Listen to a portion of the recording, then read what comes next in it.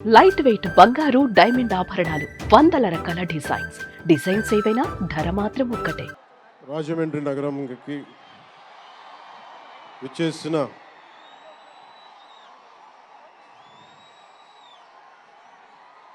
Cinema అభిమానులందరికీ,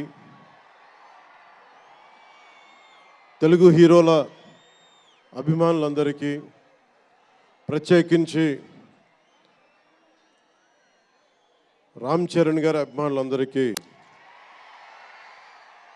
నా హృదయపూర్వక నమస్కారం. ఇక్కడికి విచ్చేసిన ఆసీనులైన విశిష్ట అతిథులందరికీ మనస్ఫూర్తిగా నా హృదయపూర్వక నమస్కారాలు. ఆంధ్రప్రదేశ్ నలుమూలల నుంచి విచ్చేసిన ప్రజానీకానికి నా హృదయపూర్వక నమస్కారాలు. దీనిని ప్రసార మాధ్యమాల్లో చూస్తున్న ఆశేష ప్రజానీకానికి కూడా నా హృదయపూర్వక నమస్కారాలు. పత్రికాధిపతులకి, పాత్రికేయులకి, యూట్యూబ్ ఛానల్స్కి, అన్ని సోషల్ మీడియా వీక్షిస్తున్న ప్రతి ఒక్కరికి కూడా నా హృదయపూర్వక నమస్కారం. అలాగే పవన్ కళ్యాణ్ అభిమానులకు కూడా నా హృదయపూర్వక నమస్కారం.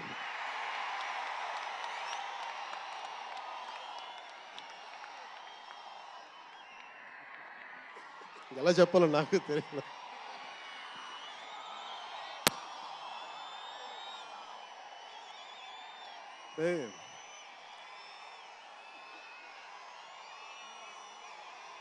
ఎక్కడి నుంచి వచ్చామో మర్చిపోకూడదు కదా.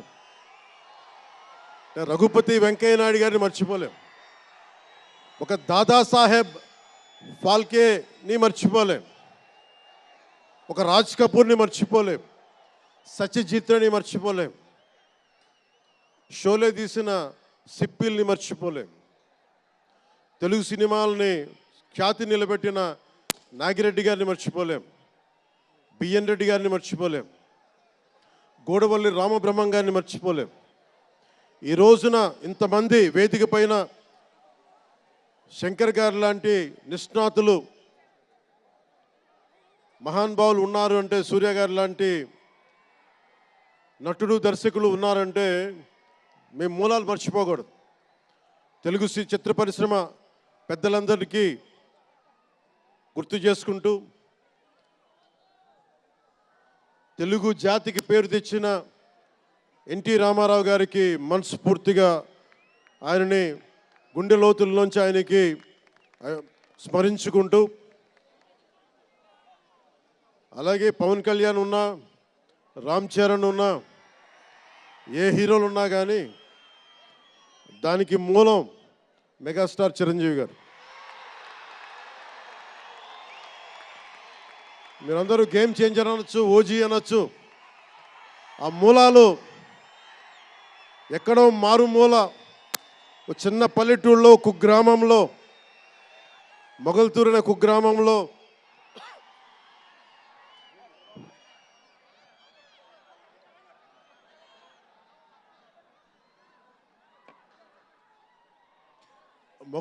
కుగ్రామంలో చదువుతూ విఆర్ఎస్ఎన్ వైఆర్ఎన్ కాలేజ్ నర్సపూర్లో చదువుకుంటూ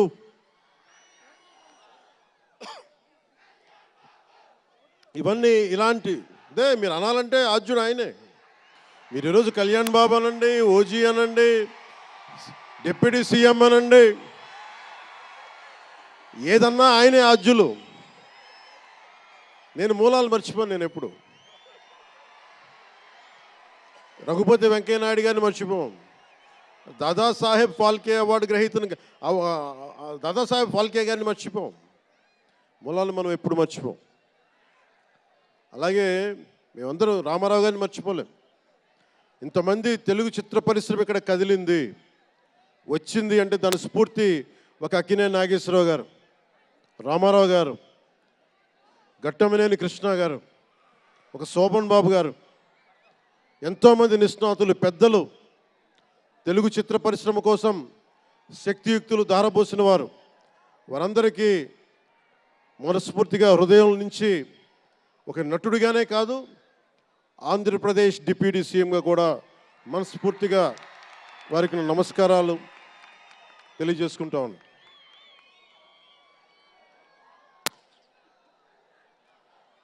ఈ రోజున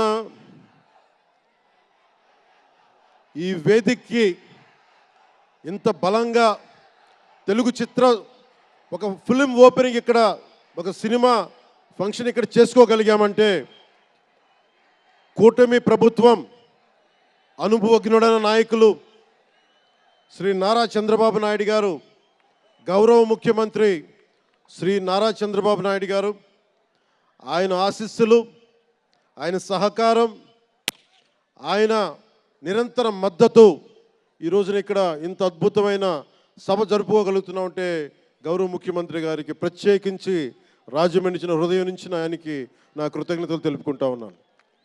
అలాగే ఒక ఫంక్షన్ చేస్తున్నామంటే హోమ్ మినిస్టర్ అనిత గారికి కూడా నా హృదయపూర్వక ధన్యవాదాలు తెలియజేసుకుంటా ఉన్నాను. స్టేట్ డీజీపీ గారికి నా హృదయపూర్వక ధన్యవాదాలు. జిల్లా ఎస్పీ గారికి, జిల్లా అధికార యంత్రాంగానికి, జిల్లా కలెక్టర్ గారికి, ప్రతి ఒక్కరికి పేరు పేరున గత 4 రోజులుగా కష్టపడి మన పర్మిషన్స్ అన్నీ ఇచ్చి ఈ సభను విజయవంతం చేసే నేపథ్యంలో కష్టపడిన ప్రతి ఒక్క అధికారులందరికీ కూడా ప్రత్యేకించి ధన్యవాదాలు.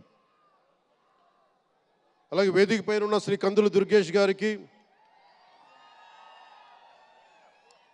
గౌరవ మంత్రివర్యులు పిడుగు హరిప్రసాద్ గారు, ఎమ్మెల్సీ,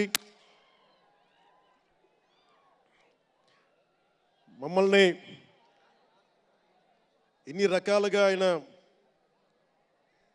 మీకు తెలుసు కదా గోరట్ల బుచ్చి చౌదరి గారి గురించి, ఆయన్ని పట్టు విడవరు ఆయన, మనం వదలాల్సిందే పట్టు. అలాంటి గోరంట్ల బుచ్చయ్య చౌదరి గారికి మనస్ఫూర్తిగా నా హృదయపూర్వక నమస్కారాలు. అలాగే యువరక్తంతో రాజమండ్రి రాజకీయాల్లో ప్రజలకి నిరంతరం సేవ చేద్దామని చేస్తే ఆదిరెడ్డి వాసు గారికి నా హృదయపూర్వక నమస్కారాలు. అలాగే నిరంతరం గత పాలనలో ఒత్తిళ్లు ఎదుర్కొని బలంగా నిలబడ్డ రాజనగరం ఎమ్మెల్యే శ్రీ బత్తుల బలరామకృష్ణ గారికి, అలాగే కె శ్రీనివాసరావు గారికి, గౌరవ ఎమ్మెల్యే, వారికి నా హృదయపూర్వక నమస్కారాలు.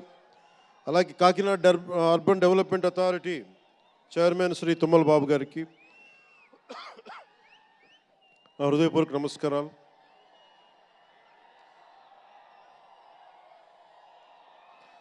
అలాగే నటులు శ్రీకాంత్ గారికి, పృథ్వీ గారికి, నవీన్ చంద్ర గారికి,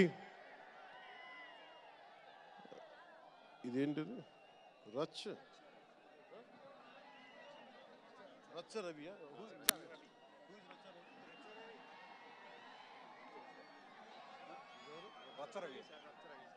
రచ్చ రవి గారికి, రామ్ జోగయ్య శాస్త్రి గారికి, కాసరాల శ్యామ్ గారికి, అనంత్ శ్రీరామ్ గారికి, బుర్రా సాయి మాధవ్ గారికి, ఇక్కడ ఉన్న అంజలి గారికి, అలాగే మ్యూజిక్ డైరెక్టర్ తమన్ గారికి, నాకు చాలా తక్కువ సినిమాలు నేను థియేటర్కి వెళ్ళేవాడిని. మన శంకర్ గారు తీసిన సినిమా చెన్నైలో, తమిళ్లో జెంటిల్మెన్ సినిమా, నేను టికెట్ కొనుక్కొని థియేటర్కి వెళ్ళి, ఆ రోజు నేను ఇంకా యాక్టర్ కూడా అవుతాను, అసలు రాజకీయాలు పక్కన పెట్టి యాక్టర్ అవుతానో లేదో అని ఆలోచనలో ఉన్నప్పుడు ఆయన సినిమాని నేను కూడా టికెట్ కొనుక్కొని బ్లాక్లో ఆయన సినిమాకి వెళ్ళాను, శంకర్ గారి జెంటిల్మెన్ సినిమాకి. అలాగే ప్రేమికుడికి కూడా ఎవరు లేక తోడుకి మా అమ్మమ్మని తీసుకెళ్ళాను ప్రేమికుడి సినిమాకి. ప్రేమికుడి సినిమా అమ్మో என்ன சொல்லுவாங்க పార్టీயோடு పోయిటానే. అంటే అలాంటి అందరినీ, అన్ని వయసుల వాళ్ళని కూడా ఆకట్టుకునే సినిమా, ఎంటర్టైన్మెంట్తో పాటు ఒక సోషల్ మెసేజ్ ఉన్న సినిమాలు ఆయనవి. అలాంటి మంచి సినిమాలు భారతదేశంలో ఈ రోజున చరణ్ గారు కానీ, రాజమౌళి గారు కానీ, జూనియర్ ఎన్టీఆర్ కానీ వీరందరూ విఖ్యాతిగా మన ప్రపంచ ఖ్యాతి ఉన్న రావటం అనేది దానికి ఆద్యులు కొద్దిమంది డైరెక్టర్స్ ఉన్నారు, ముఖ్యంగా దక్షిణాది నుంచి. దాంట్లో చాలా కీలకమైన వ్యక్తి శంకర్ గారు ఈ రోజున భారతదేశం మొత్తం తెలుగు చిత్ర పరిశ్రమ వైపు చూస్తుంది అంటే తమిళనాడు నుంచి వచ్చి తెలుగులోకి డబ్బై ఆ సినిమాని తెలుగు ప్రేక్షకులు ఇది తమిళ సినిమా కాదు తెలుగు సినిమా అని చెప్పి గుండెల్లో పెట్టుకొని ఆదరించారు. అంత గొప్ప సినిమాలు తీశారు శంకర్ గారు. నేను ఎప్పుడు అనుకునేవాడిని శంకర్ గారు తెలుగులో కూడా తీయచ్చు కదా డైరెక్ట్ తెలుగు ఫిల్మ్ అంటే. ఆయన ఈ విధంగా గేమ్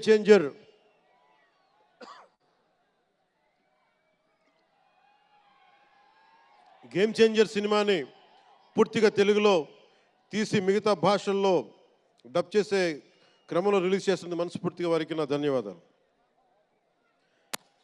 అలాగే దిల్ రాజు గారు, నేను తొలి ప్రేమ సినిమా అప్పుడు ఆయన డిస్ట్రిబ్యూటర్ అంటే ఏదో ఒక చిన్న పోస్టర్ చూసి ఎక్కడో ఒక మాటిని ఈ సినిమా చాలా సూపర్ డూపర్ హిట్ అవుతుందని ఒక నమ్మకంతో పాపం ఆయన అడ్వాన్స్ ఇచ్చారు.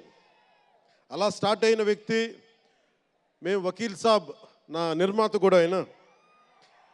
ఎలాంటి నిర్మాత అంటే నేను బాగా కష్టాల్లో ఉన్నప్పుడు డబ్బులు లేవు నా దగ్గర, పేరు ఉంది కానీ డబ్బులు లేవు, మార్కెట్ ఉందో లేదో తెలియదు. అలాంటి పరిస్థితుల్లో వచ్చి వకీల్ సాబ్ అనే సినిమా నాతో తీసి ఈరోజు జనసేన పార్టీ నడపడానికి ఇంధనంగా పనిచేస్తుంది వకీల్ సాబ్ సినిమా. దాని నిర్మాత దిల్ రాజు గారు. సో మనస్ఫూర్తిగా వారికి నా ధన్యవాదాలు. అలాగే రామ్ చరణ్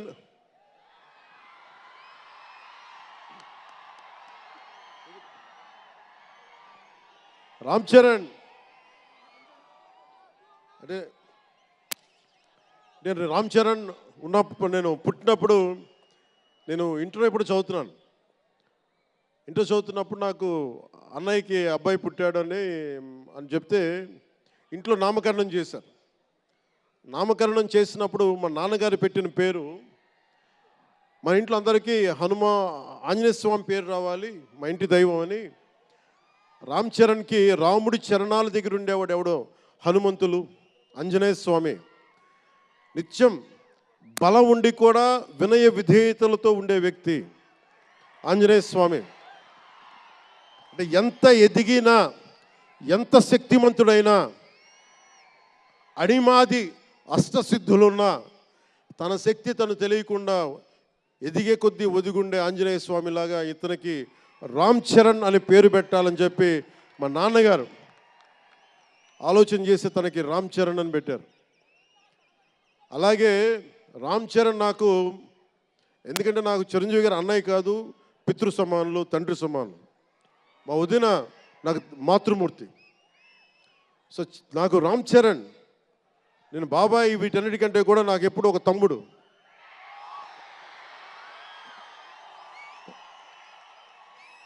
చిన్నప్పుడు బాగా ఏడిపించేవాడిని, నేను ఇంకా బద్ధకంగా ఉండేవాడిని. అంటే కరెక్ట్గా చెప్పాలంటే నేను తమ్ముడు సినిమాలో నా క్యారెక్టర్ లాగా ఉంటే రామ్ చరణ్ 7 ఏళ్ల వయసు, నా రెండో కొడుకు అంత వయసు ఉండేది. ఇప్పుడు ఆ వయసులో తెల్లవారుజామున చలిలో హార్స్ రైడింగ్ నేర్చుకోవడానికి మొత్తం ఆ హెల్మెట్తో పాటు అన్నీ పెట్టుకొని షూస్ అన్నీ సర్దుకొని రాత్రే నేను సోఫాలో పడుకొని ఉంటే వచ్చి పాపం నన్ను లేపి, ఇంకా నేను పడుకునేవాడిని, తను రెడీ అయిపోయి నన్ను లేపి ఒకసారి నేను దింపాల్సి వచ్చేది. ఇష్టంతో కదా, తప్పక లేదు తిడతారు ఇంట్లో. అంటే అంత క్రమశిక్షణతో ఉండేవాడు చిన్నప్పటి నుంచి. నాకు రామ్ చరణ్లో నచ్చింది ఏంటంటే ఇంత ప్రతిభ సమర్థత ఉందని ఎప్పుడు తెలియదు ఎవరికి కూడా. ఇంత శక్తి సమర్థత ఉంది ఈ వ్యక్తులు ఎప్పుడు మాకు తెలియలేదు. ఎప్పుడు ఇతను నేను డ్యాన్స్ చేయటం ఎప్పుడు చూడలేదు నా లైఫ్లో, సినిమాలో తప్ప. ఇంక సినిమాలో మాకు వ్యక్తిగత జీవితం నేను ఎప్పుడు చూడలే. అసలు మ్యూజిక్ వేస్తే కాలు కూడా ఆడించడు, కానీ అంత అద్భుతమైన డాన్సర్. అలాగే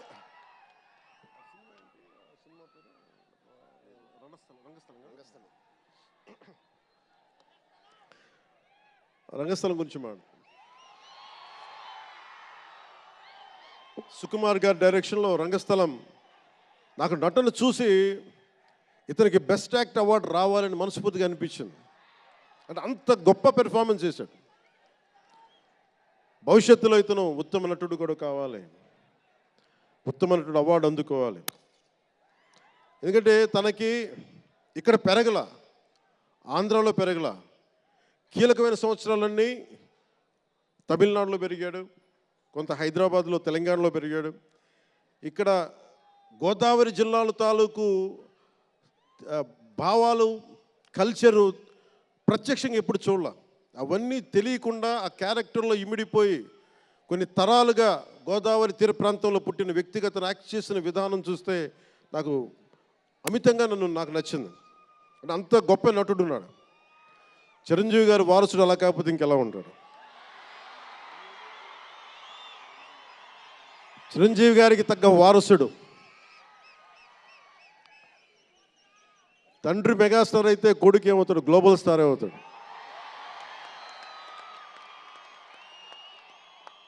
అంటే చిరంజీవి గారిని ఎందుకు అంటే ఎక్కడ గుర్తు పెట్టుకోవాలంటే, అంటే నాకు మా అన్నయ్య అంటే ఎందుకు గౌరవం,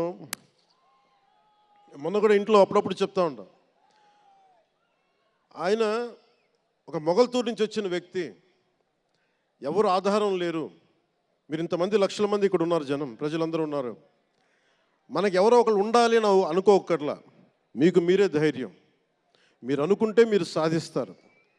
గుండె లోతుల్లో నుంచి నేను సంకల్ప బలం ఉండి దానికి తగ్గ పట్టుదల, కార్యదక్షత ఉంటే మెగాస్టార్ చిరంజీవి గారిలాగా ఎలా సాధించగలరో ప్రతి ఒక్కరూ మీరు కోరుకున్న దాంట్లో సాధించగలరు.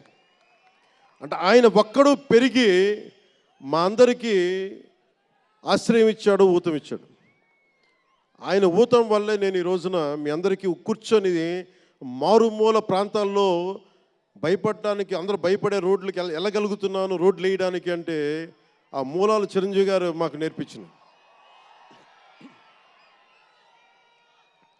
అంటే ఇది ఎందుకు చెప్తున్నానంటే, నేను చిరంజీవి గారిని ఎంత కష్టపడేవారు ఆయన కష్టపడి బయటికి వచ్చి ఇంటికి వస్తే నేను అర్ధరాత్రి పూట వెయిట్ చేసేవాడిని అక్కడ సోఫాలో పడుకున్నాను హాల్లో. మా అన్నయ్య గారు ఎప్పుడు వస్తారు, ఆయన ఎంత కష్టపడేవారంటే కనీసం వచ్చి షూలు ఇప్పుకోవడానికి అసలు శక్తి ఉండేది కాదు. అలిసి సొలిసి ఒళ్ళు కుమిలిపోయి, అంటే ఏమంటుందని అసలు కందిపోయి దెబ్బలు తిని, ఎందుకంటే అప్పుడు సేఫ్టీ మెకానిజం లేదు. మన గుండా షూటింగ్ టైంలో మన ఏదో అనకాపల్లి వెళ్తుంటే ఇక్కడే చిరంజీవి గారు చేశారని ఎవరు ఆయన సన్నిహితులు చెప్తా ఉంటే, ఆ పడిపోయి ట్రైన్ కింద యాక్సిడెంట్లో కాలు ఫ్రాక్చర్ అయ్యి, అలాంటి ఒక సేఫ్టీ లేని పరిస్థితులు ఆయన చేస్తూ ఇంటికి వచ్చేటప్పటికి మాకు చేయగలిగేది ఏంటంటే, మాకు గిల్టీగా ఉండేది. తమ్ముడు సినిమాలో నేను ఎలా ఉండేవాడిని, ఆకతాయిగా తిరుగుతా, అలా నాకు అలా అనిపించేది నా జీవితం. అలా లేననుకోండి, కానీ మా అన్నయ్య వచ్చేటప్పటికి ఏదైనా చేద్దామని తపంతో పాపం ఆయన సాక్స్ తీస్తే కాళ్ళు వాచిపోయాయి. ఆ షూ కూడా వచ్చేది కాదు, చెమటతో తడిచిపోయేది. ఆయన షూలు తీసి ఆయన పాదాలు తుడిచి అది చేస్తే మాకు ఒక చిన్నపాటి ఉపశాంతి మాకు లభించేది. ఎందుకంటే ఇంత కష్టపడుతున్నాడు ఇంతమంది కోసం అనేది. అంటే అలాంటి కష్టాన్ని చూసి పెరిగాడు రామ్ చరణ్. అందుకే ఎందుకు ఆయన గురించి చెప్తున్నానంటే, మేము ఎప్పుడూ దీన్ని అహంకారంగా తీసుకోవాలి. మెగా అభిమానులు ఇలాంటి పదాలు మేము ఎందుకు మాట్లాడమంటే, ఇక్కడ అందరి హీరోల అభిమానులు ఉన్నారు. జూనియర్ ఎన్టీ, మీరు అందరు సినిమాలు చూస్తారు. రామ్ చరణ్ ఒక సినిమాని ఎక్కువ ఇంకొక హీరోని ఇష్టపడచ్చు, ఒక హీరోని ఎక్కువ ఇష్టపడచ్చు. జూనియర్ ఎన్టీఆర్ గారిని ఇష్టపడతారు, అల్లు అర్జున్ గారిని ఇష్టపడతారు, అలాగే ఒక ప్రభాస్ గారిని ఇష్టపడతారు. ఇంకా హీరోస్ పేర్లు అందరూ చెప్పి ఒకసారి మర్చిపోయి. ఘట్టంనేని మహేష్ గారిని ఇష్టపడతారు. అంటే నేను ఎందుకు అందరి హీరోల క్షమించాలి, అందరి హీరోల అభిమానులను పేరు పేరున నేను సమయం తక్కువ ఎక్కువ మంచి అందరి హీరోలు పేరు పేరున చెప్తున్నాను. చిన్న చిత్తగా అట్లని చెప్పట్లా. ఎవరైనా సరే, ఏ స్థాయి హీరోలైనా సరే వారు ప్రత్యేకించి అభిమానులు ఉంటారు. నాని గారు ఉన్నారు, ఆయనకి ప్రత్యేకించి మా ఇంట్లో చాలామంది అభిమానులు ఉన్నారు. మా సిస్టర్ చాలా నచ్చుతారు మా చెల్లికి నాని గారి సినిమాలు. ఇలాగా మా ఇంట్లో అందరికి కూడా మా చిరంజీవి గారు మాకు నేర్పించింది ఒక హీరోని ద్వేషించే పని మాకు తెలియదు. మాకు చిన్నప్పటి నుంచి మా జీవితంలో కళమా తల్లి సాక్షిగా చెప్తున్నాం, ఎప్పుడు కూడా మా ఇంట్లో ఈ హీరో సినిమా పోవాలి, మేము ఉండాలి మా ఇంట్లో ఎప్పుడు లేదు. అసలు ఆ సంస్కృతి మా ఇంట్లో లేదు. అందుకు మేము అందరం బాగుండాలని కోరుకుంటాం. ఎందుకు బాగుండాలని కోరుకుంటామంటే సర్వే జనం సుఖినో భవంతు అని చెప్పి మా నాన్న నేర్పించిన ఇది మాకు సంస్కృతి. అది మేమే బాగుండాలి, వాళ్ళు బాగుండకూడదు అనుకుంటే ఎకానమీ తిరగాలి, అందరి దగ్గర డబ్బులు ఉండాలి, అందరూ బాగుండాలని కోరుకుంటాం. అలాంటి పరిస్థితుల్లో అలాంటి వాతావరణంలో పెరిగాం. రామ్ చరణ్ అలాంటి వాతావరణంలో పెరిగిన వ్యక్తి. నాకు చాలా గర్వంగా ఉంటుంది, చాలా ఆనందంగా ఉంటుంది. అతని హార్స్ రైడింగ్ చూస్తే మటుకు నాకు చాలా అసూయ వస్తుంది. నాకు చాలా తక్కువ సందర్భాల్లో నాకు అసూయ వస్తాయి. మొన్న ఈ మధ్యన అరకుకి వెళ్ళినప్పుడు గిరిజన ప్రాంతాల్లో ఉన్న సోదరులను చూసి ఆ పచ్చని చెట్ల మధ్య వాళ్ళ జీవన విధానాన్ని చూసి నాకు అసూయ వచ్చింది. అలాంటి అసూయ రామ్ చరణ్ని చూస్తే నాకు మగధీరలు అనిపించింది. ఎంత అద్భుతంగా చేస్తున్నాడు అతను. చిన్నప్పుడు నేను కూడా నేర్చుకొని ఉంటే ఇలా ఇంట్లో కూర్చొని కాళ్ళు బాలజాపుకొని కూర్చోకుండా, పుస్తకాలు కాకుండా ఇంకేదైనా చేస్తుంటే నేను ఇంత అద్భుతంగా చేసేవాడిని అనిపించేది. ఆ పట్టుదలతోటి నాకు హార్స్ రైడింగ్ నేర్చుకోలేదు జీవితంలో. ఇప్పుడు గబ్బర్ సింగ్ సినిమాకి నాకు హార్స్ రైడింగ్ పెట్టారు. అందరూ ఏమనుకున్నారంటే పవర్ స్టార్ అంటే అన్నీ వచ్చేసి అనుకున్నారు. నాకు తెలియదు అవన్నీ. హార్స్ రైడింగ్ అని చెప్పారు. ఓకే అని గుర్రం చూపించారు నాకు. అది కచ్ రాష్ట్రం గుజరాత్లో. గుర్రం దగ్గరికి వెళ్ళా. సార్ ఏం లేదు, దౌడు తీసుకుంటే గ్యాలప్ మీద వచ్చేయాలంటే ఓకే షూర్ అన్నాను, డెఫినెట్గా వచ్చేస్తానన్నా. కింద పడితే ఏమవుతానో నాకు తెలియదు. సార్ నాకు ఒకటి తెలుసు, తెగింపు తెలుసు. గుర్రం దగ్గరికి వెళ్ళి చెప్పా, దానికి చెవిలో చెప్పాను, నాకు హార్స్ రైడింగ్ రాదు. వీళ్ళందరూ నన్ను ఎక్స్పెక్ట్ చేస్తారు నేను చాలా గొప్ప హార్స్ రైడర్ అని. అంటే హీరో అంటే అన్నీ తెలియాలని అనుకుంటారు. నాకు తెలియదు హార్స్ రైడింగ్. దానికి ఒక పంచదార ముక్కను చిన్న క్యారెట్ పెట్టా, జాగ్రత్తగా తీసుకెళ్ళి నాకు వదిలేవాను. పాప ఆ గుర్రం అది నన్ను ఎంత అద్భుతంగా తీసుకెళ్ళిందంటే అది మీరు చూసారు ఆ సీన్లో. నేను అందరినీ మోసం చేశాను ఆ సినిమాలో. నాకు హార్స్ రైడింగ్ రాకుండా సినిమా వరకే హార్స్ రైడింగ్ వచ్చినా కదా. అలాంటి అంటే నాకు ఇది మాకేంటంటే మాకు సినిమాల్లో చూసినవన్నీ నాలాగా కాకుండా అన్నీ చాలా సుశిక్షితమైన ఒక నేర్చుకున్న వ్యక్తి ఇతను రామ్ చరణ్. ఒక డ్యాన్స్ కానీ ఎక్కడో ఇంగ్లాండ్కి వెళ్ళి అక్కడ డ్యాన్స్ ఇన్స్టిట్యూషన్స్లో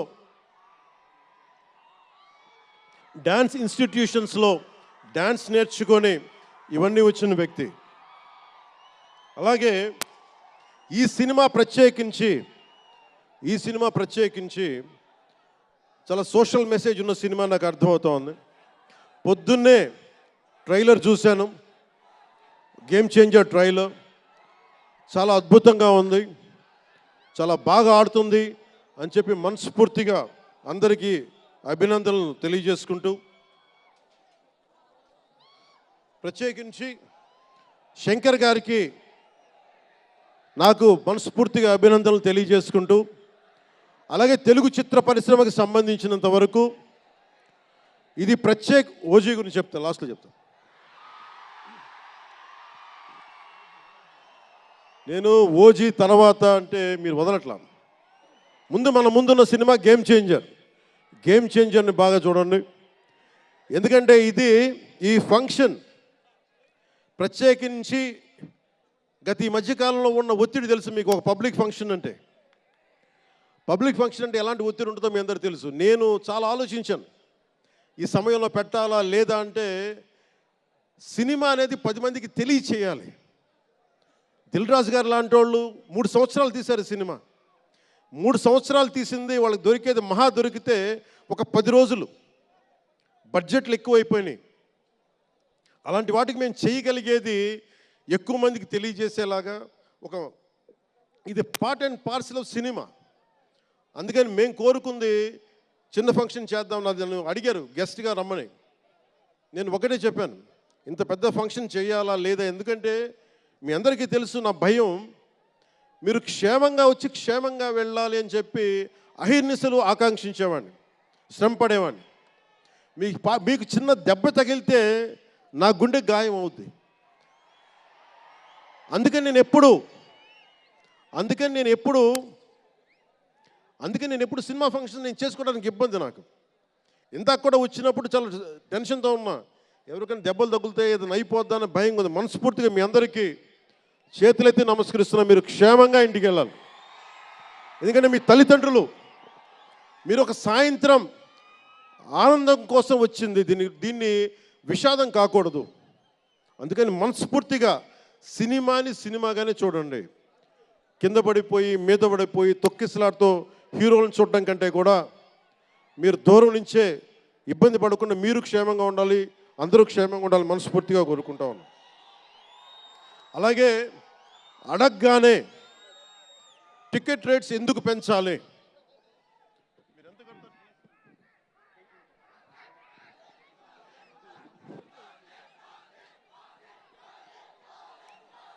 టికెట్ రేట్స్ ఎందుకు పెంచాలి అని చాలామంది అడుగుతూ ఉంటారు.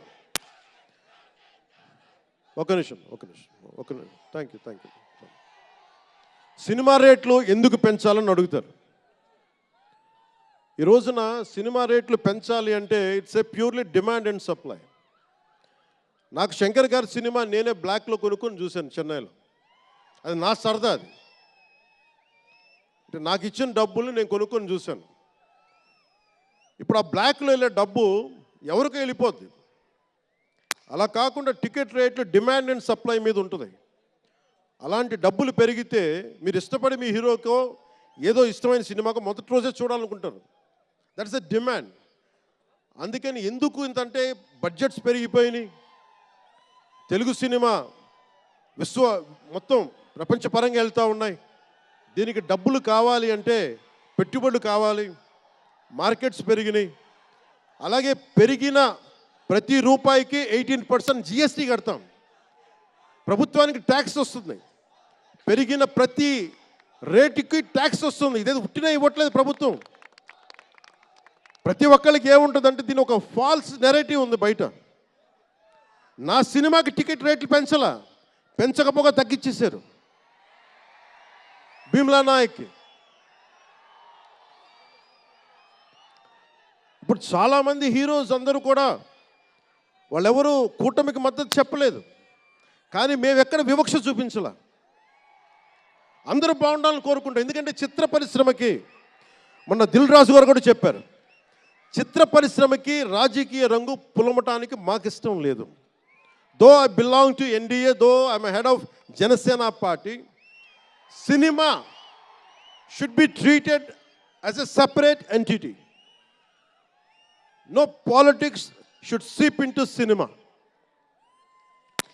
మిల్టన్ ఫ్రైడ్మన్ అనే ఒక ఎకానమిస్ట్ ఒక చిన్నపాటి పెన్సిల్ని ఇలా చూపిస్తూ, ఈ పెన్సిల్ని తయారీకి ఈ కనిపించే టిప్పు ఈ మెటీరియల్, దీని లోపల ఉండే గ్రాఫైటు ఈ మెటీరియల్, ఇవన్నీ ఒక్కొక్కటి చెప్పుకుంటూ దీనికి వెనక పెన్సిల్ ఉండే రబ్బరు ఇది ఎక్కడి నుంచి వస్తుంది ఇలా చెప్పుకుంటూ వెళ్తా,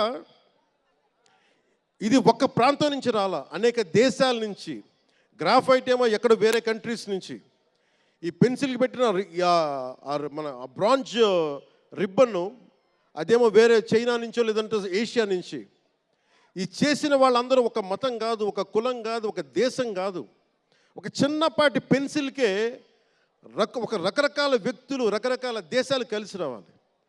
అలాంటిది ఇంత సినిమాకి శంకర్ గారు తమిళియన్, మనకి దిల్ రాజు గారు ఫ్రమ్ తెలంగాణ.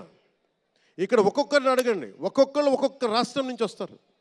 బట్ అందరూ కలిసి సినిమాని తీస్తారు, మీకు ఆహ్లాదం కలిగజేస్తారు. ఇప్పుడు మాకుంటుంది, నేను ఎప్పుడు కూడా నాకు ఇష్టం లేనిది సభావేదికగా ఒకటి శంకర్ గారికి కానీ దిల్ రాజు గారికి కానీ తెలుగు చిత్ర పరిశ్రమకు కానీ భారతీయ చిత్ర పరిశ్రమకు కానీ ఒకటితే మనం నేర్చుకోవాలి. ఎప్పుడు మనం భారతీయ చిత్ర పరిశ్రమ అనేవాళ్ళం తప్ప లాస్ట్ 90s నుంచి టాలీవుడ్ అని, బాలీవుడ్, కాలీవుడ్, మాలీవుడ్ మనం ఎందుకు ఏప్ చేయాలి వీళ్ళని? Why do we have to ape Hollywood? మనం ఒకప్పుడు మాయాబజార్ లాంటి సినిమాలు తీసిన వాళ్ళం, మూకీలు తీసిన వాళ్ళం. చిత్ర పరిశ్రమ ఒక బెంగాల్లో పరివిడిల్లింది అక్కడ. సో మనం ఎందుకు వీళ్ళని ఫాలో అవ్వాలి? వాళ్ళు హాలీవుడ్ డిసిప్లైన్ ఫాలో అవ్వం, Hollywood method of film making follow అవ్వం, Hollywood method of skill development follow అవ్వం. కానీ ఆ వుడ్ను మటుకు తీసుకున్నాం, మాలీవుడ్. ఇది మటుకు మానాలి. ఎందుకంటే మనకు ఒక కాళిదాసు ఉన్నాడు, మహా కవులు, కళాకారులు గొప్ప గొప్ప కావ్యాలు రాశారు. సో మన జాతి తాలూకు ప్రాముఖ్యతని సినిమాలే చెప్పగలగాలి.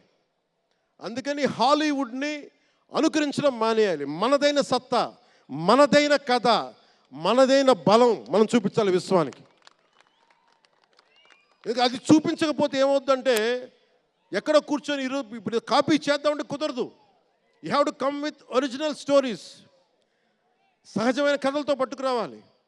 ఆ విధంగా ఉండాలి అంటే ముందు చిత్ర పరిశ్రమలో కూడా చాలా డిసిప్లిన్ రావాలి.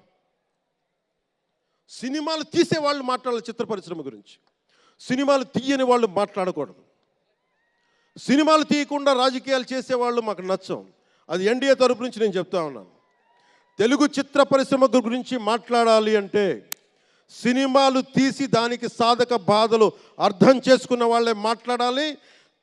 మన తెలుగుదేశం, జనసేన, భారతీయ జనతా పార్టీ, ఎన్డీఏ ప్రభుత్వం వారితోనే మాట్లాడతాం, వారితోనే గుర్తిస్తాం. అలాగే చాలాసార్లు సినిమా టికెట్ల కోసం హీరోలకి పనేంటి, హీరోలు ఎందుకు రావాలి, అది మాకు ఇష్టం లేదు. మహా అయితే నిర్మాతలు రండి, ఒక ట్రేడ్ బాడీ రండి, మీ యూనియన్ రండి, మేము అది ఇచ్చేస్తాం. అంతేగాని హీరోలు వచ్చి మాకు నమస్కారాలు పెట్టాలి,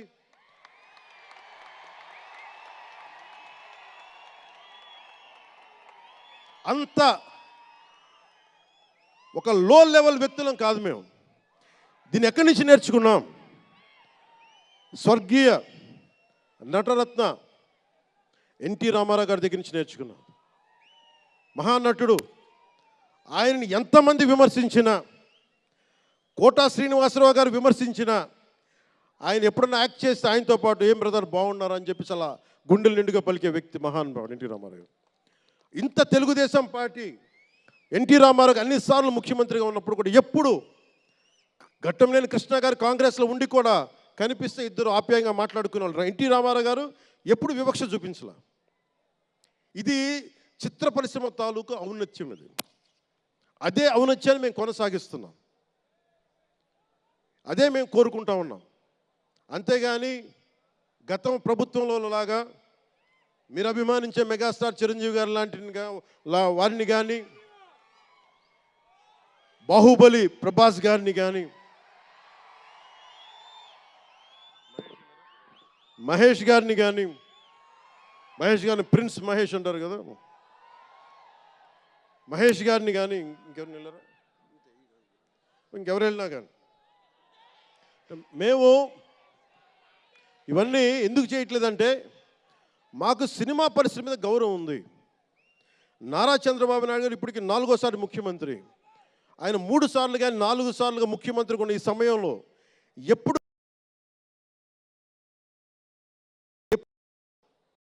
ఆయన తెలుగు చిత్ర పరిశ్రమను ఇబ్బంది పెట్టలేదు. ఇక్కడున్న చిత్ర పరిశ్రమ కోసం, సినిమాల కోసం పరితపించే కథల కోసం మనం వెనకాడతాం. మన కథలు కావాలి. సినిమా జీవితంలో లేని సినిమాల్లో వెతుక్కుంటాం. మనం జీవితంలో దొరకని న్యాయాన్ని సినిమాలో న్యాయం దొరికితే తృప్తి పడతాం. ఒక్కటి సినిమా తీస్తే ఎందుకు చూస్తాం మనం? శంకర్ గారి డైరెక్షన్లో అరే మన జీవితంలో మన ముఖ్యమంత్రి ఇలా ఉంటే బాగుంటుంది అనుకుంటాం. ఆ కథని, ఆ భావాన్ని సినిమాగా తెరకెక్కిస్తే అది బాగుంటుంది. ఒక శివాజీ సినిమా ఎదురు తిరిగితే ఎలా ఉంటుంది, ప్రత్యామ్నాయంగా రాజు చేస్తే ఎలా ఉంటుంది ఒక శివాజీ. ఇలాంటి సినిమాలన్నీ కూడా మనకి నిజ జీవితంలో జరగనివి. మనం ఒక అట్లీస్ట్ సినిమా ప్రపంచంలో చూస్తే ఒక తృప్తి ఉంటుంది. అలాగే ఇంతమంది యువత ముందుకొచ్చి ఎందుకు వస్తున్నారు అంటే ఒక మార్గదర్శకం సినిమాలు. ఒకసారి సినిమాలో కూడా చాలా మంచి విలువలు ఉంటాయి, కానీ ఆ విలువలు తీసుకోవచ్చు. కానీ మనం ఎలా ఉండాలంటే హంసలాగా పాలను తీసుకొని నీళ్ళు వదిలేయాలి. కానీ కొంతమంది నీళ్ళని పట్టుకుంటారు, మనం ఏం చేయలేము. సినిమా అన్నీ చూపిస్తుంది, మంచి చెడు రెండు చూపిస్తాయి. ఏది తీసుకోవాలి అనేది మీది. ఉదాహరణకి వకీల్ సాబ్లో ఒక సన్నివేశంలో హీరో దగ్గరికి వచ్చే డైలాగ్ వస్తుంది, ఆర్ యు వర్జిన్ అని చెప్పి ఒక స్త్రీ పాత్రధారిని అడుగుతారు. అది నా ఇండివిజువల్గా నేను చెప్పడానికి ఇబ్బంది అనిపించింది. నేను డైరెక్టర్ గారికి, దిల్ రాజు గారికి చెప్పాను, ఈ డైలాగ్ అయితే నేను చెప్పాను కాబట్టి అబ్బాయిని అడుగుతాను, అమ్మాయిని నేను అడగనేమని చెప్పి. అంటే న్యాయం రెండు పక్షాలు ఉండాలి, ఒకళ్ళని ఇబ్బంది పెట్టడం నాకు ఇష్టం లేదు. ఇది సెన్సిబిలిటీస్ కూడా ఫిలిం టెక్నీషియన్స్ కానీ, డైరెక్టర్స్ కానీ, యాక్టర్స్ కానీ, ఎందుకంటే హీరోలు చాలా పెద్ద ప్రభావం, మీరు దర్శకులు చాలా పెద్ద ప్రభావం, నిర్మాతలు చాలా పెద్ద ప్రభావం చూపిస్తారు. మీరు కేవలం డబ్బులు సంపాదించడమే కాదు, మీరు కొన్ని విలువలు చెప్తారు. ఒక రామ్ చరణ్ కోసం కానీ, ఒక శంకర్ గారి కోసం కానీ, దిల్ రాజు గారి ప్రొడక్షన్ అంటే ఎందుకు ఇంతమంది వస్తారు, ఇన్ని లక్షల మంది ఎందుకు వస్తారంటే ఏదో ఒక కనెక్ట్ ఉంది, దానికి ఒక బంధం ఉంది, దానికి ఏదో ఎదురు చూస్తాం ఒక సినిమా ద్వారా. ఒక RRRకి ఎందుకు అంత పరిగెడతాం సినిమా చూడటానికి, ఏదో ఎదురు చూస్తాం మనం. సో బాధ్యత తెలుగు చిత్ర పరిశ్రమకు కూడా మీరు సమాజాన్ని ఇంకొంచెం వినోదంతో పాటు ఆలోచింపజేసే సినిమాలు ఇవి కూడా రావాలని మనస్ఫూర్తిగా నేను మీ నుంచి ఆశిస్తా ఉన్నాను. మీరు ఎలాంటి సినిమాలు తీసినా ప్రజలకి ఆమోదయోగ్యంగా ఉండే సినిమాలు, ప్రజలకు విలువ నేర్పించే సినిమాలు మరిన్ని రావాలని మనస్ఫూర్తిగా కోరుకుంటూ, ఈరోజు పెరిగిన రేట్లు ఆంధ్రప్రదేశ్ ప్రభుత్వానికి ఆదాయం కూడా కేవలం అది నిర్మాతలకని అని అనుకోవడానికి లేదు. పెరిగిన ప్రతి రూపాయికి 18% GST వస్తుంది. అది ప్రజలందరికీ కూడా ఈ సందర్భంగా నేను తెలియజేస్తా ఉన్నాను.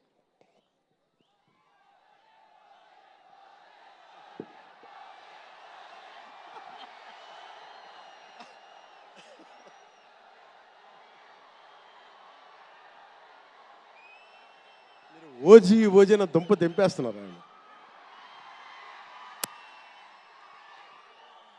మాట్లాడదాం దాని గురించి, వేరే మాట్లాడదాం. డైరెక్టర్ ఇక్కడే ఉన్నారు,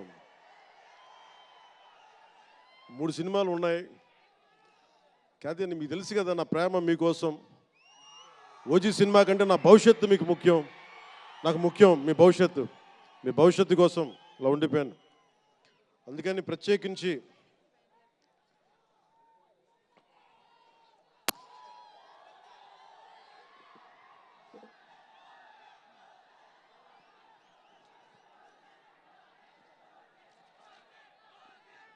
మనం మాట్లాడుకుందాం. ఇది అంటే వేరే సినిమా గురించి, ఒక గేమ్ చేంజర్ అనే సినిమాకి వచ్చి మనం ఓజీ గురించి మాట్లాడుకుందాం. ఓజీ కోసం వచ్చినప్పుడు ఓజీ గురించి మాట్లాడాలి. అందుకని ప్రత్యేకించి ఆంధ్రప్రదేశ్ రాష్ట్ర ప్రభుత్వం తరపున గేమ్ చేంజర్ సినిమాకి, గేమ్ చేంజర్ దర్శకులు శంకర్ గారికి, గేమ్ చేంజర్ నిర్మాతలు దిల్ రాజు, లక్ష్మణ్, శిరీష్ గారికి, అలాగే గ్లోబల్ స్టార్, మెగాస్టార్ తనయులు రామ్ చరణ్ గారికి నా హృదయపూర్వక శుభాకాంక్షలు తెలియజేసుకుంటూ, ఇక్కడ ఉన్న మంత్రివర్గ సభ్యులకి, సహచర శాసనసభ్యులకు, ప్రతి ఒక్కరికి నా హృదయపూర్వక నమస్కారాలు. అలాగే నా మిత్రుడు, నాకు సన్నిహిత మిత్రుడు SJ సూర్య, உங்க பற்றி சொல்லிட்டே இருந்தேன் சார், உங்க பற்றி சொல்லிட்டே இருந்தேன் தந்தி டிவியில், நீ எனக்கு எவ்வளோ பிடிக்குன்னு சொல்லிட்டே இருந்தேன். ఈయన ఏ మేరా జహాన్ పాట పెడతానంటే మీరు అమ్మాయిలతో డ్యాన్స్ చేయాలి సార్ అంటాడు. నేను అంటాను దేశభక్తి చెప్పాలి. మా ఇద్దరు గొడవ అయింది.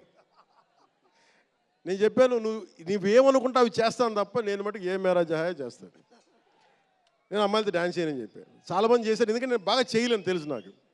దానికి ఏదో కూర్చుని పాపం నా మాట, మా ఇద్దరికి అలా మంచి ఫ్రెండ్స్, స్నేహం మా ఇద్దరి మధ్య, గంటలు మాట్లాడుకుంటాం. ఈ మధ్య కుదరట్లేదు. సో గ్రేట్ యాక్టర్, మంచి దర్శకుడు కాదు, ఎక్స్ట్రాడినరీ డైరెక్టర్. నా కోపం ఏంటంటే డైరెక్షన్ వదిలేశాడు. ఎప్పుడు ఇప్పుడైనా విట్టిట నీ direction. You are such a fantastic and fabulous director. And okay, that's fine. ఆయన డ్రీమ్ ఏంటంటే I want to be an actor అనేవాడు. ఇప్పుడు హీ ఫుల్ఫిల్, ఆయన సాధించుకున్నారు, అందరి మనసులు దోచుకున్న నటుడయ్యారు. మనస్ఫూర్తిగా వారికి నా అభినందనలు తెలియజేస్తా ఉన్నాను. అలాగే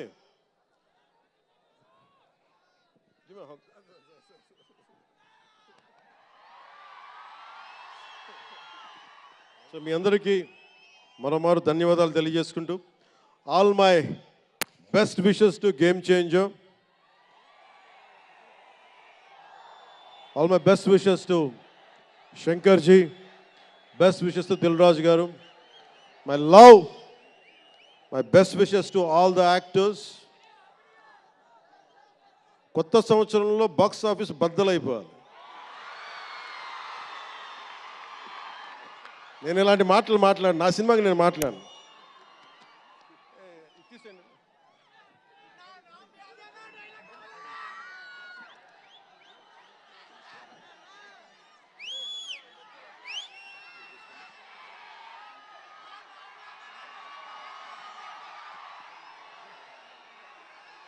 మీరు ఏం చేస్తారో తెలీదు. మగధీరుడు అల్లూరి సీతారామరాజుగా మొత్తం జీవించేశాడు. అందరి తోటి నటుల మీద అమితమైన ఇష్టం చూపించేవాడు. అందరికీ ఫ్రెండ్ రామ్ చరణ్. అందరి హీరోలకి చాలా గౌరవంగా ఉండేవాడు. సంవత్సరానికి 100 రోజులు మా నాన్న ఏ పేరు మీద ఏం తలుచుకొని పెట్టాడో తెలియదు, కానీ 100 రోజులు, సంవత్సరంలో 365 రోజులు, కనీసం 100 రోజులు అయ్యప్ప స్వామి మాల అంటాడు, ఆంజనేయ స్వామి మాల అంటాడు. ఎందుకురా చేస్తామంటాను అప్పుడప్పుడు. క్షమించాలి రామ్ చరణ్ గారు రే అంటున్నందుకు, పర్లేదు కదా.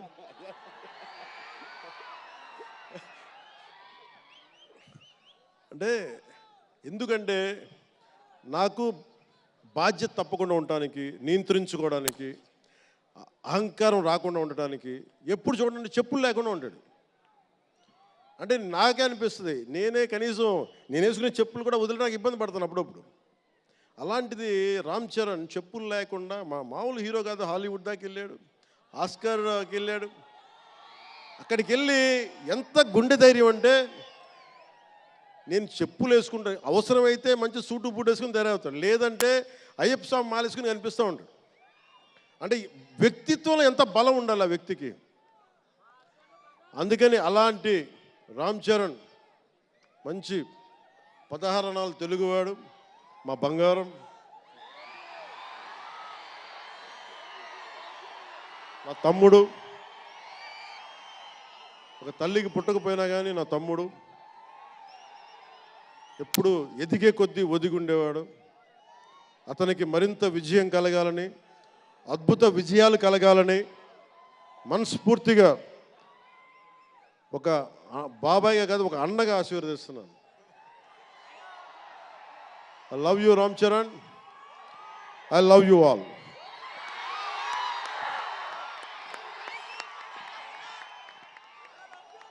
నేను ఒకటే కోరుకుంటున్నా, యువత మీ అందరికీ మొన్న మాట్లాడుతూ ఉన్నా, మీ బైకుల్లో మీరు చేసే గోల్ ఉంటుంది చూసారా మీరు. నేను మొన్న మాట్లాడుతూ ఉన్నా, ఇప్పుడు ఈ ఫంక్షన్ లేదు, సినిమాలు లేవు, ఏం చేస్తారు చెప్పండి. ఉద్యోగాలు ఉపాధి కూడా కానీ టైం పడుద్ది. కనీసం సినిమాకి వెళ్ళి చొక్కా దించుకొని అరవకపోతే, బైకులు తీసుకొని అవి సైలెన్సర్ దాన్ని ఆ యాక్సిలేటర్ పెంచకపోతే ఆ ఎనర్జీ ఎటు వెళ్తుంది.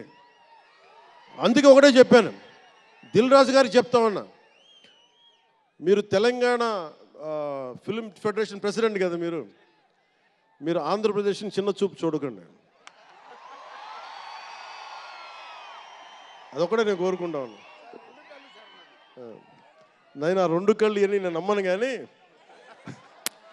మీరు తెలుగు చిత్ర పరిశ్రమని అటు తెలంగాణలోను ఇటు ఆంధ్రాలోను 2 చోట్ల అద్భుతంగా ఉండాలని కోరుకుంటా ఉన్నాను. ముఖ్యంగా ఆంధ్రప్రదేశ్ యువతకి, మీరు ఇంతమంది యువతను చూస్తూ ఉన్నారు, వీళ్ళకి స్టంట్ స్కూల్స్ పెట్టండి. మా వాళ్ళు బైక్లు వేసుకొని తిరుగుతూ ఉంటారు, గోల్ చేస్తూ ఉంటారు. ఒక మంచి స్టంట్ స్కూల్ పెట్టండి. గోదావరి జిల్లాలోనో, రాయలసీమలోనో, మా కడపలోనో ఎక్కడో చోట ఒక 2-3 స్టంట్ స్కూల్స్ పెట్టండి. మా వాళ్ళకి స్కిల్ డెవలప్మెంట్ ఇవ్వండి. మాకు ఒక స్క్రీన్ ప్లే ఎలా రాయాలో మా వాళ్ళకి చెప్పండి. ఒక రాజమౌళి గారు వచ్చి చెప్పమని చెప్పండి. త్రివిక్రమ్ గారిని వచ్చి క్లాసులు తీసుకోమని చెప్పండి మా వాళ్ళకి. ఒక తమన్ లాంటి మనకి మ్యూజిక్ దర్శకులు కానీ,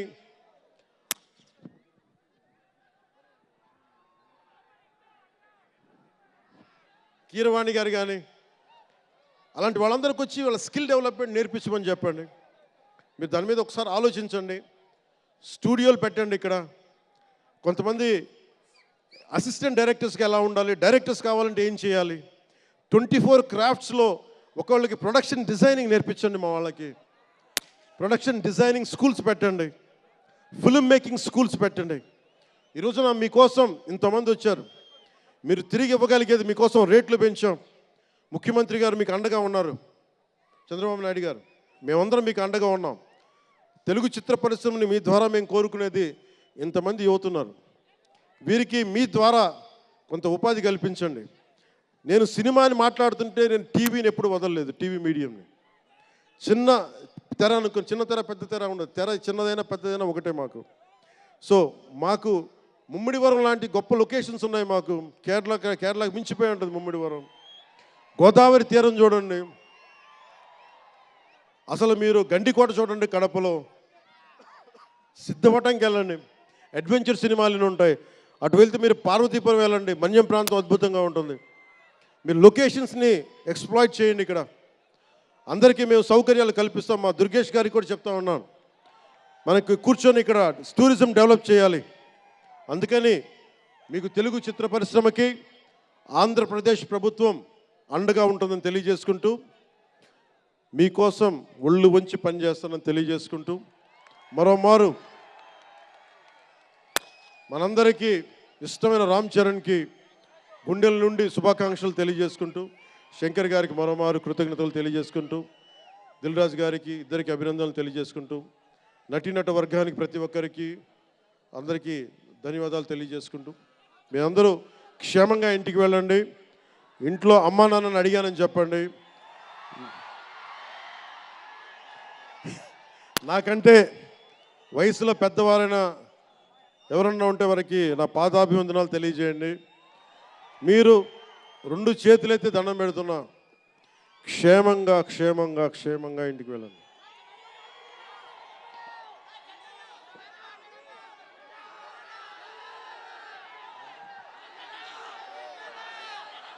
మీ అందరికీ మరోమారు ధన్యవాదాలు తెలియజేసుకుంటూ, తెలుగు తల్లికి దండాలు తెలియజేసుకుంటూ, మా తెలుగు తల్లికి పిఠాపురం మంచి సంతోషం.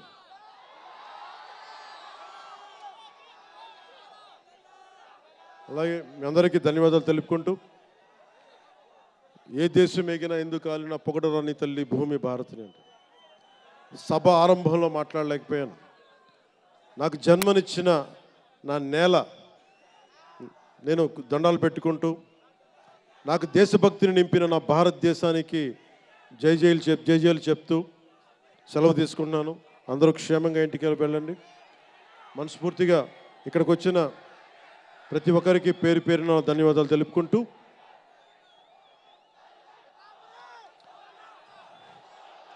జై ఆంధ్ర, జై భారత్, జై హింద్. సుమన్ టీవీలో మీ పర్సనల్ అండ్ బిజినెస్ ప్రమోషన్స్ కోసం కింది నెంబర్కి కాంటాక్ట్ చేయండి.